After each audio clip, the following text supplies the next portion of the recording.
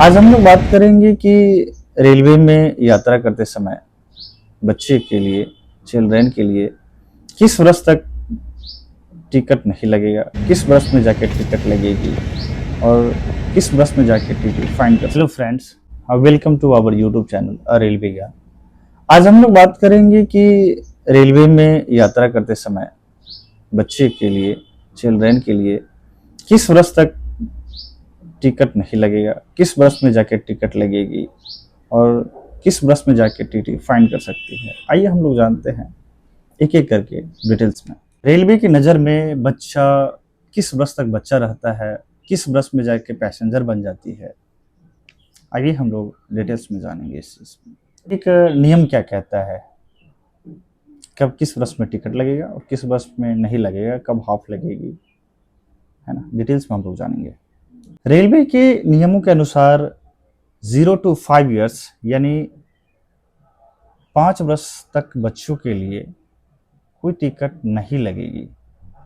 अगर आप सीट नहीं लेते हैं तो अगर आप सीट चाहिए तो आपको फुल फेयर यानी एक नॉर्मल वयस्क यात्री के लिए जो फेयर होता है उतना आपको पे करना पड़ेगा, यानी फुल टिकट का प्राइस आपको पे करना पड़ेगा, तभी जाकर के आपको सीट मिलेगी।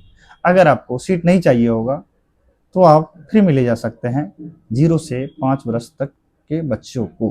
फुल जनरल स्लीपर एसी में लागू है। हम लोग दूसरा रूल के बारे में बात करते हैं। अगर बच्चा 5 से 12 साल के बीच में हो तो आपको हाफ टिकट का प्राइस पे करना पड़ेगा, यानी अगर टिकट का दाम है 500 तो आपको 250 रुपया पे करना होगा।